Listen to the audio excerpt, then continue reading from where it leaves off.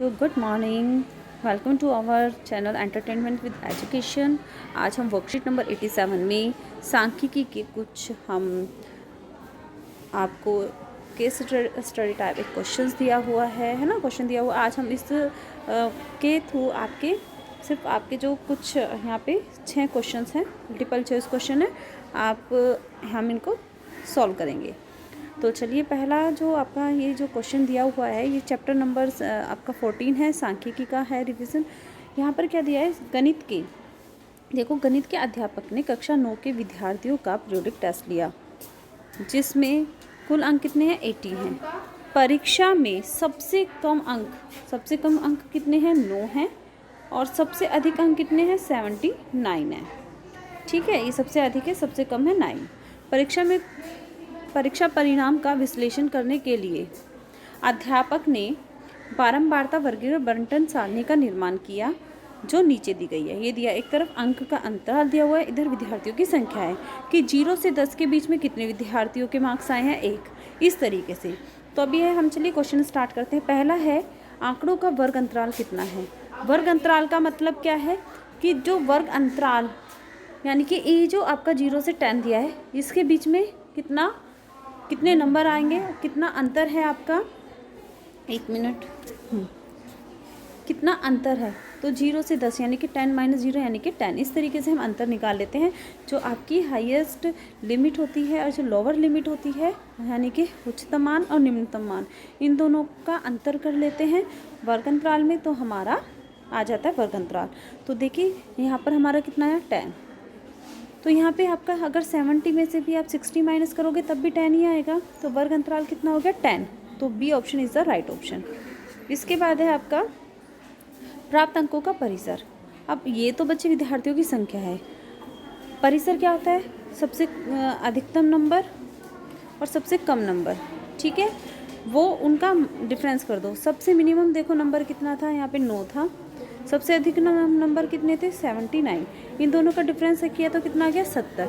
तो 70 जो है वो आपका परिसर है। आई थिंक आपको क्लियर हो गया होगा।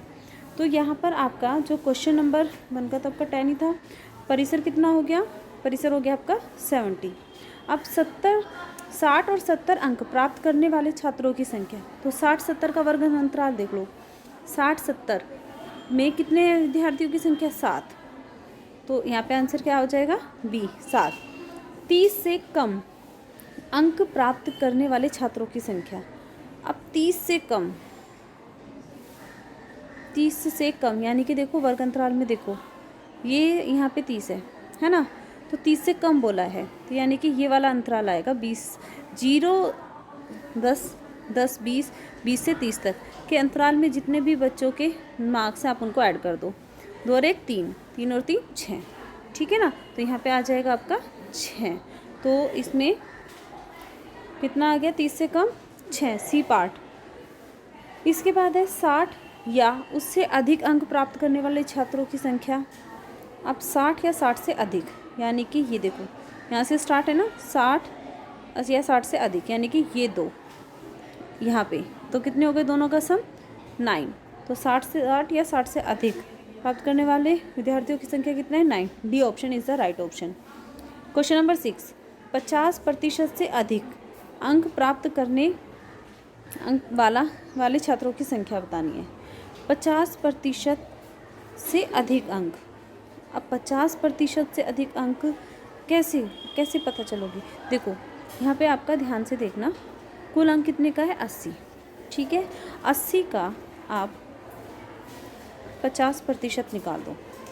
ठीक है, तो 50% आप जब निकालेंगे तो आपका आ जाएगा 40, यानी कि जिन बच्चों के नंबर 40 हैं या 40 से अधिक हैं वो 50% अंक गेन करेंगे। तो या तो 40 है या 40 से अधिक है, ये वाला पार्ट। तो आप इन सब का सम कर दो, 15 और 10 25। ठीक है, 25 और क्या नाम है, 9 कर दो, 25 और 9 कितना हो गया आपका, 34। तो आपका 50% से अधिक यानी कि क्या हो गया, 34। ठीक है, तो इसका ए ऑप्शन राइट। अगर आपको समझ आया तो लाइक ज़रूर कीजिए और बाकी बच्चों को शेयर कीजिए और सब्सक्राइब कीजिए। थैंक यू बच्चों।